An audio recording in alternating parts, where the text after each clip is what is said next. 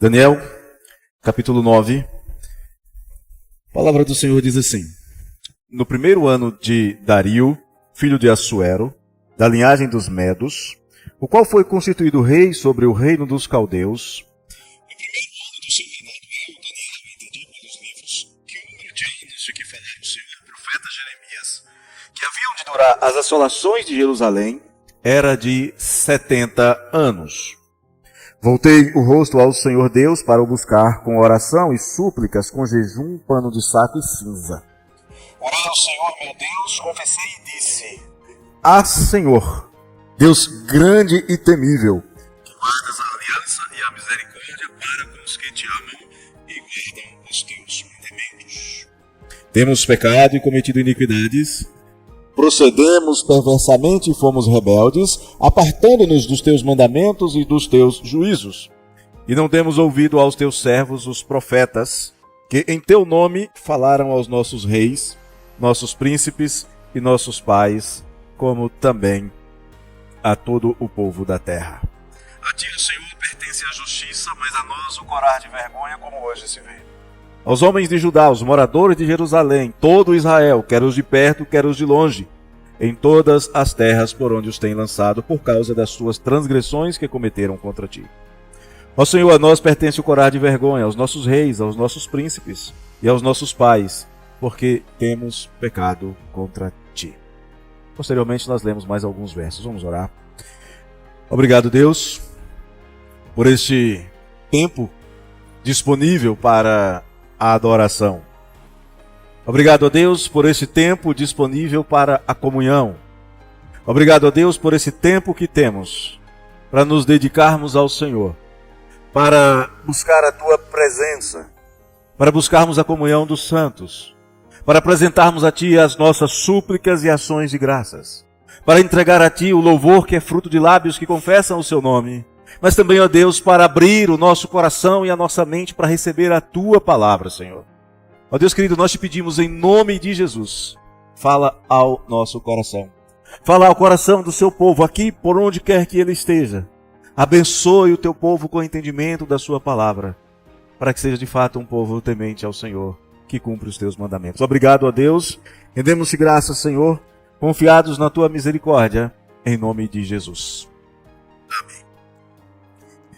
Nosso tema dessa noite é a bênção de ter intimidade com Deus. Se alguém conhecido, importante, se alguém famoso, nos convidar para ir ao seu escritório, ao seu gabinete, à sua casa, nós nos sentiremos muito felizes. É uma honra, um privilégio. Mas nessa noite eu quero falar de uma bênção de ter uma intimidade com alguém que é muito maior do que qualquer poderoso, do que qualquer famoso da terra. A bênção de gozar da intimidade do Senhor, o privilégio de podermos ter intimidade com o Senhor. No Salmo 25, o Senhor diz que a intimidade do Senhor não é para qualquer um, e nem é para todos. A intimidade do Senhor é para os que o temem, aos quais Ele dará a conhecer a sua aliança. Isso quer dizer que quem não quer comunhão com o Senhor, quem não tem temor de Deus no coração, quem não tem interesse pelas coisas de Deus, nunca vai poder usufruir da intimidade de Deus. Este Daniel, cujo livro nós estamos estudando nesses dias, Daniel gozava desta intimidade e a sua vida era caracterizada por fidelidade ao Senhor, a ponto de nós conhecermos cerca de 60 anos de sua vida e uma vida de fidelidade para com Deus. Daniel é um daqueles casos raros na Bíblia. Ao lado dele nós poderíamos citar, por exemplo, Enoque, que andou com Deus, ou Abraão, chamado de amigo de Deus, ou Moisés, com quem Deus falava como um amigo face a face. Este Daniel é um exemplo de vida com Deus. Mas não pensemos que Daniel é um super-homem. Ele era um homem.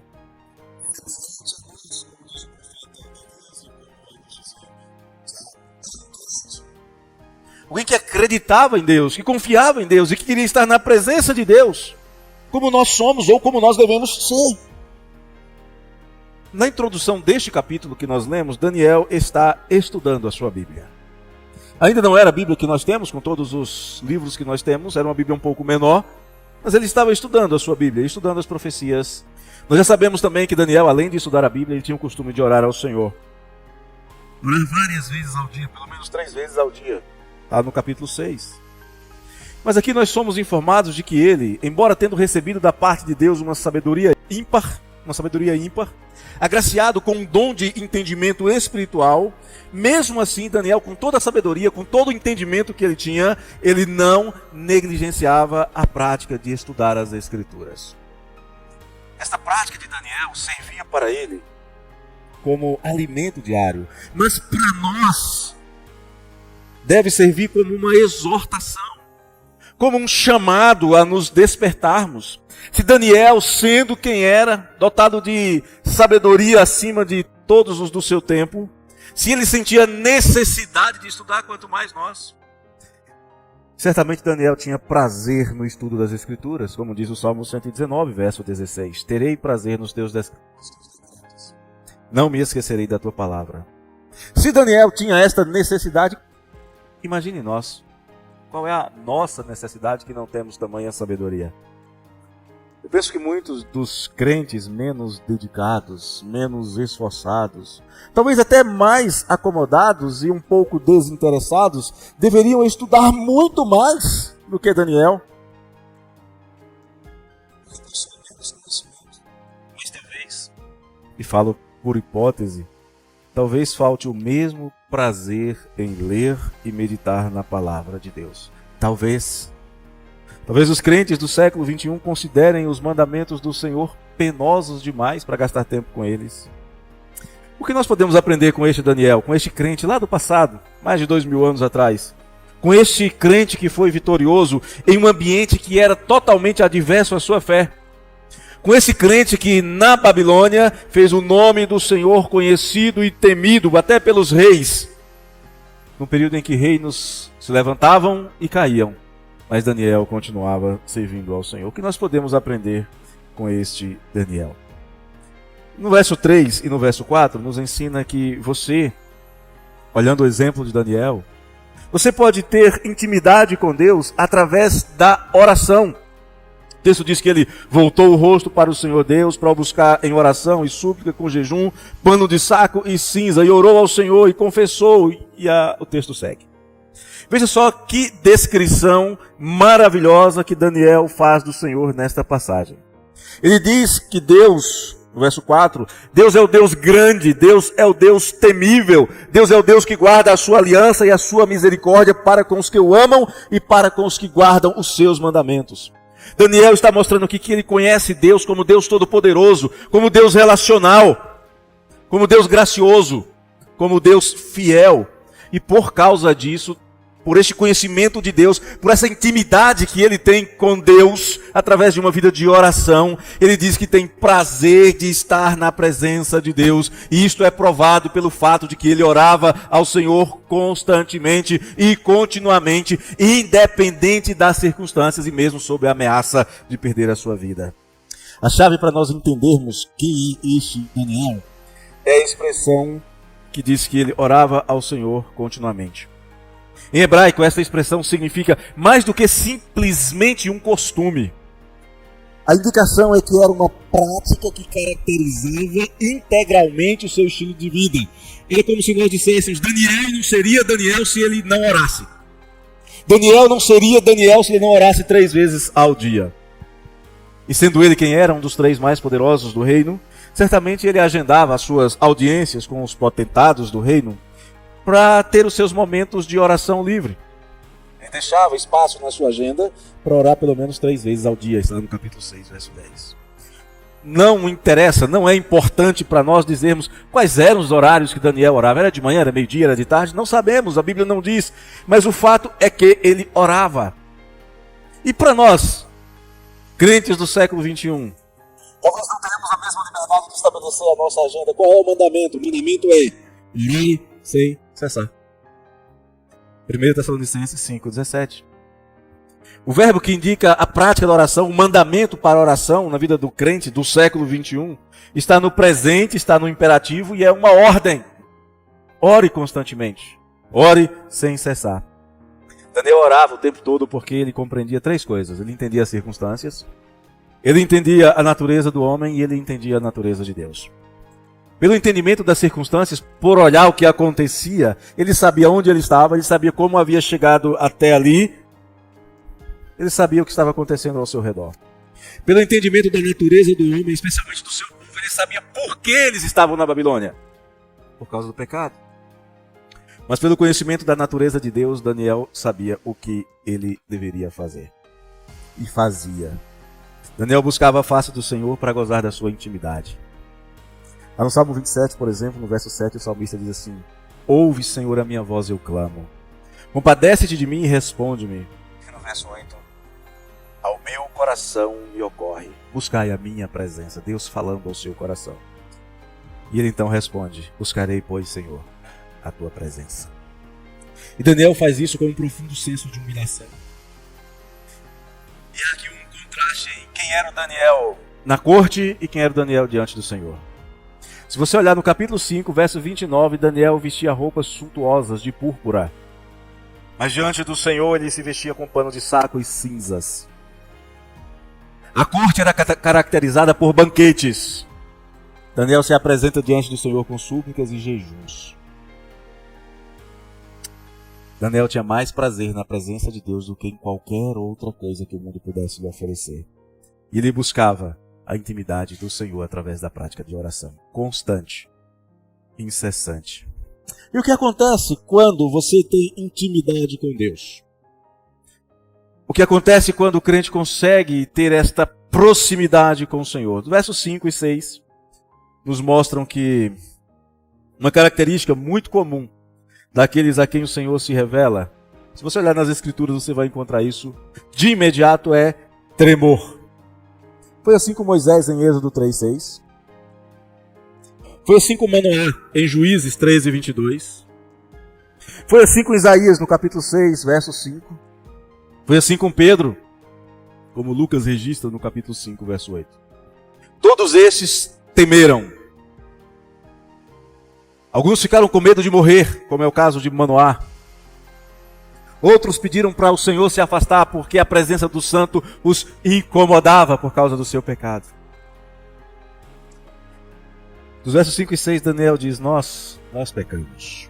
E fala bastante sobre isso. Temos pecado, cometido iniquidades, procedemos perversamente, fomos rebeldes, apartando-nos dos seus mandamentos, dos seus juízos, não ouvimos o ensino da tua palavra. Quando Daniel se aproxima do Senhor, a primeira coisa que ele faz é: Senhor, eu conheço a minha natureza. Mas o Senhor é o Deus que guarda a sua aliança. É o Deus que mantém a sua aliança perpetuamente. Porque se dependesse do homem, dependesse de mim, de você, e você sabe disso tanto quanto eu, se dependesse de nós, a aliança que Deus estabeleceu não só teria sido quebrada, como teria sido abandonada e desapareceria, porque o coração do homem se desviou do Senhor e tem enveredado por caminhos de maldade. Jeremias no capítulo 6, no verso 7 diz: como o poço conserva frescas as suas águas, assim ela a sua malícia. Violência e estrago se ouvem nela, enfermidade e feridas adiante de mim continuamente. Deus falando do seu povo em Jerusalém. O problema é que abandonar a aliança do Senhor, que quebrar a aliança, resulta para o homem em condenação, morte. E Daniel era um homem que compreendia o seu tempo e compreendia a palavra de Deus. Ele não era um alienado. Ele sabia que o povo de Deus, que os judeus, que os hebreus em Babilônia mereciam estar naquela condição. Mas Daniel também sabia que a solução para a desobediência era a confissão, era o arrependimento. É por isso que Daniel diz: sim, Senhor, nós temos pecado. Sim, Senhor, nós temos cometido iniquidade. Sim, Senhor, nós procedemos perversamente e fomos rebeldes e nos apartamos dos mandamentos e dos juízos do Senhor. Sim, Senhor, nós não damos ouvidos à tua palavra. E não adianta olhar para esse texto e dizer: está vendo, Daniel culpa os príncipes, culpa os nobres, os reis. Ele diz: não, é todo o povo, é todos nós. O que Daniel faz aqui, queridos, é exemplar para cada um de nós. Ao nos aproximarmos do Senhor, para termos intimidade com o Senhor, devemos olhar para quem nós somos, confessar os nossos pecados, confiar na misericórdia de Deus e buscar a sua presença com fé. E assim, por sua graça, obter a cura. É o convite que Isaías faz no capítulo 1, nos versos 16, 17 e 18. Lavai-vos, purificai-vos, tirai a maldade de vossos atos de diante dos meus olhos, cessai de fazer o mal, aprendei a fazer o bem, atendei à justiça, repreendei ao opressor, defendei o direito do órfão, pleiteai a causa das viúvas, vinde, pois, e arrazoemos, diz o Senhor. Ainda que os vossos pecados sejam como a escarlata, eles se tornarão brancos como a neve. Ainda que sejam vermelhos como o carmesim, se tornarão como a lã.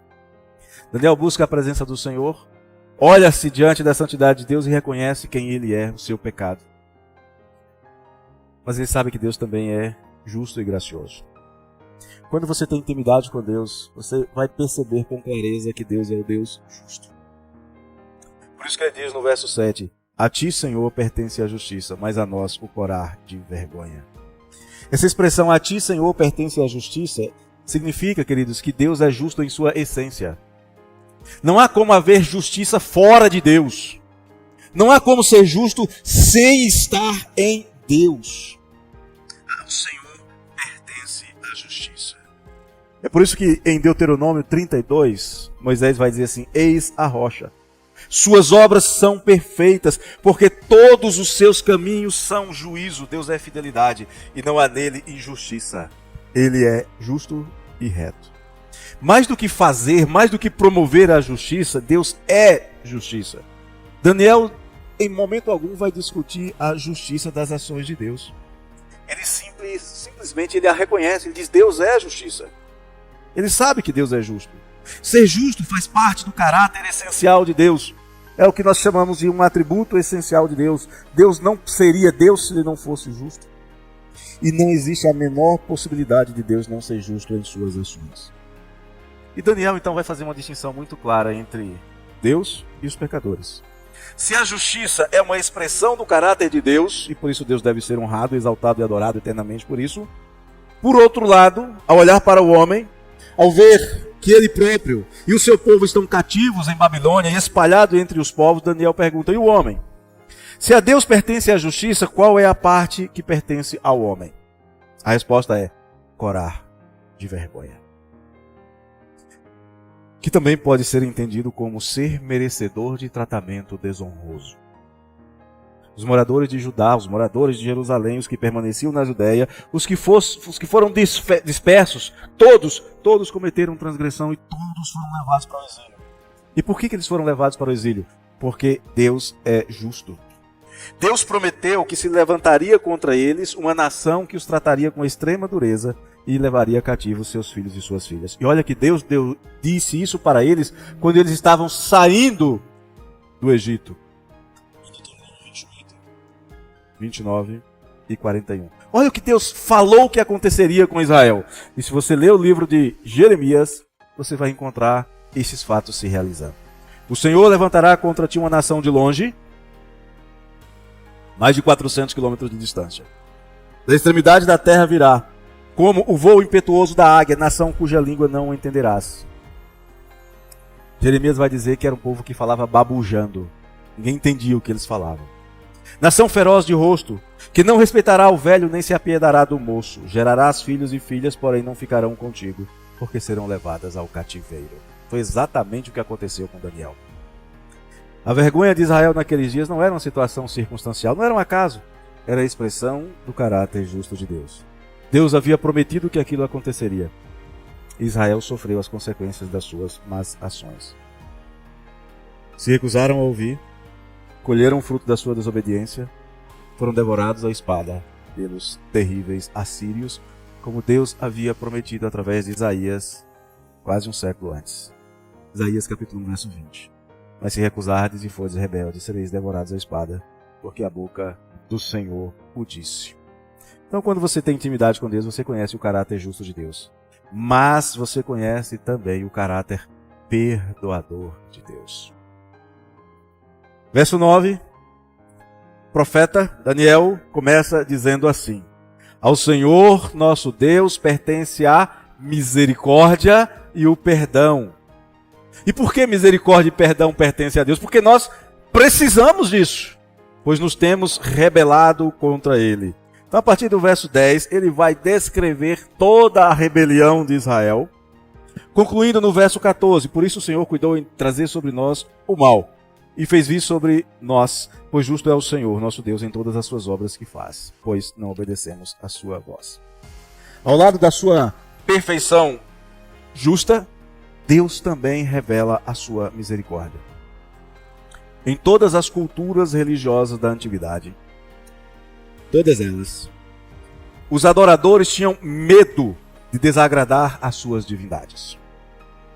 Eles tinham medo de desagradar divindades que na verdade não podiam fazer nada contra eles, porque eram falsos deuses, mas tinham medo. E quando acontecia alguma coisa que eles não gostavam, eles faziam de tudo para tentar aplacar a ira daquilo que eles acreditavam serem deuses. E a relação que nós vamos encontrar nas culturas antigas, na religiosidade antiga, é uma cultura de troca. Os adoradores faziam coisas para ganhar coisas boas das suas divindades e faziam outras coisas para se livrar das coisas ruins que atribuíam às suas divindades. É algo muito parecido com as promessas que as pessoas fazem para ganhar algo ou então para se livrar de algum mal. Isso acontece ainda hoje. Mas para entendermos mais claramente, vou resumir isso aqui. Não havia deuses verdadeiramente misericordiosos nas culturas religiosas da antiguidade. Tudo era uma questão de barganha, de fazer para agradar ou então de fazer algo para ver se acabava com um momento de ira. Não se falava em misericórdia, comprava-se o favor das divindades. Mas no caso de Daniel é diferente. Ele conhecia o Senhor. Ele conhecia o Deus revelado nas Escrituras, o Deus que nós conhecemos. Daniel diz que é Deus misericordioso e perdoador. Deus não fazia e não faz trocas. Ninguém podia, nem nos dias de Daniel, nem hoje, ninguém pode e ninguém jamais poderá comprar o favor de Deus, simplesmente porque Deus não precisa de nada de ninguém. Se você, por exemplo, não, mas Deus precisa dos sacrifícios. Que sacrifícios? Se a Bíblia diz que Deus é o dono de tudo. No Salmo 50, verso 10, Deus vai dizer assim: todos os animais, as milhares sobre as montanhas e bosques, todos são meus. Talvez você pense, mas tudo bem, animal não, dinheiro, quem sabe? Dinheiro. Dinheiro compra tudo. Se você pensar em sua conta bancária, é porque a gente minha é a prata, meu é o ouro, diz o Senhor dos Exércitos. Quando Daniel olha para o povo, diz: merecemos. Quando ele olha para Deus, diz: Deus é misericordioso e perdoador. Todo homem é pecador, mas mesmo assim Deus se revela como Deus perdoador. Lá em Neemias, capítulo 9, verso 17, é parecido com a oração de Daniel. Neemias diz assim: recusaram ouvir-te e não se lembraram das tuas maravilhas que lhes fizeste. Endureceram a sua cerviz e na sua rebelião levantaram um chefe com o propósito de voltarem para a sua servidão no Egito. Porém tu, ó Deus perdoador, clemente e misericordioso, tardio em irar-se e grande em bondade, tu não os desamparaste. Enquanto o povo estava construindo um bezerro de ouro, Deus foi Deus perdoador. Pastor, e se eu for bem obediente, como é que funciona? Lembre-se, Deus é aquele que perdoa todas as iniquidades do seu povo. E se eu for obediente, até mesmo a obediência, que é uma fonte de bênçãos, na verdade, é um dever. E só podemos ser obedientes por causa da graça de Deus trabalhando em nossas vidas. No Salmo 116, nos versos 12, 13 e 14, o salmista diz assim: que darei ao Senhor por todos os seus benefícios para comigo? A resposta é: tomarei o cálice da salvação e invocarei o nome do Senhor. Cumprirei os meus votos ao Senhor na presença de todo o seu povo. Mas você percebe que a resposta dele começa com: tomarei o cálice da salvação? Tudo mais é decorrente disso. Só posso fazer votos e cumpri-los ao Senhor, andar na presença de todo o povo de Deus como servo do Senhor, se eu receber das mãos do Senhor a salvação. Intimidade com Deus leva ao conhecimento do caráter perdoador de Deus. Leva ao conhecimento do caráter fiel de Deus. Daniel lembra a saída do Egito. Na verdade, ó Senhor nosso Deus, que tiraste o teu povo da terra do Egito com mão poderosa, e a ti mesmo adquiriste renome como hoje se vê. Aquele povo foi comprado por Deus. E um maravilhoso princípio que a Escritura nos ensina é que Deus nunca deixa uma obra pela metade. Deus nunca deixa uma obra inacabada. Na saída do Egito, Israel cometeu o terrível pecado da idolatria e da luxúria, fazendo para si um bezerro de ouro e adorando, enquanto Moisés estava lá no monte, lá na presença do Senhor. Mas por amor ao seu nome, apesar do pecado de Israel, Deus cumpriu a sua promessa que havia feito a Abraão, a Isaac e a Jacó. Ele introduziu o povo na terra de Canaã. O povo não merecia, mas Deus não deixa a obra pela metade. Ao tirar o povo de Israel do Egito, Deus tornou seu nome conhecido em todo o mundo mediterrâneo. Sua mão forte venceu os deuses dos egípcios, através da manifestação de cada uma daquelas pragas. Sua mão forte abriu o mar para os hebreus passarem e fez morrer no mar os egípcios. Tudo isso como expressão de misericórdia para com o seu povo. É da natureza de Deus ser o Deus fiel, fiel a si mesmo. Deus prometeu e cumpriu. Deus é fiel porque Ele é verdadeiro, Ele não engana você, Ele não promete para você o que Ele não vai fazer. Deus é fiel porque Ele é todo poderoso, Ele não promete o que Ele não pode fazer. E a Escritura ensina pra gente que tudo que Deus prometeu que faria, tudo que Deus começa, Ele completa. Não é possível que o Deus que ensina pra gente, antes de você construir uma casa, calcule, antes de entrar numa batalha, calcule, não é possível que esse Deus não saiba fazer isso que nos ensina. Com mão forte, com mão poderosa, Deus começa e conclui. É por isso que Daniel conhecia e nós conhecemos o caráter fiel de Deus. Em Filipenses, no capítulo 1, verso 6, Paulo vai dizer: eu estou plenamente certo de que aquele que começou uma boa obra em vós há de completá-la até o dia de Cristo Jesus. O Deus fiel não deixa nada pela metade. Caminhando para a conclusão, quando nós conhecemos a Deus intimamente, nós também percebemos a ação misericordiosa de Deus em favor do seu povo.